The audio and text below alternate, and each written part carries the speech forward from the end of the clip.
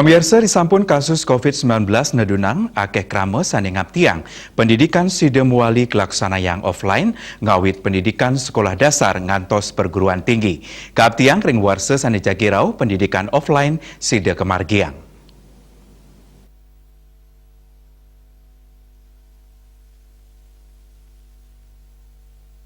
Manut akademisi Universitas Udayana Nyoman Pujianiki risampun kaliwarse ngarepin pandemi COVID-19, mahasiswa kekantenang wadi ngelaksanayang belajar daring tur merasa parikrama pantaraning dosen miwah mahasiswa mewates. Nanging larapan pameran pendidikan pacang kedadosang tambe ring pengabtin pendidikan offline.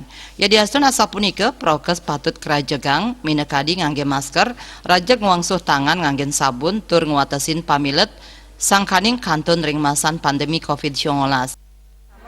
Yang sempat tertunda akibat adanya COVID-19. Nah, setelah kondisi COVID ini membaik, kita rencananya yang tadinya pendidikan kita berjalan online, maka ke depan bisa secara offline melalui pameran pendidikan ini, promosi pendidikan yang ada di masing-masing negara, juga di Udayana akan kita promosikan sehingga lebih banyak lagi mahasiswa kita yang bisa melanjutkan studi keluar maupun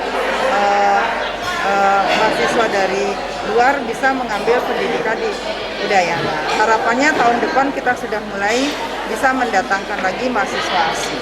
Ya, Bu. Nyoman Pujianiki ngewawahin Unud pacang nincapang perkanti sareng Kementerian Saninanin ngandeg sangkaning nampenin pandemi COVID-19.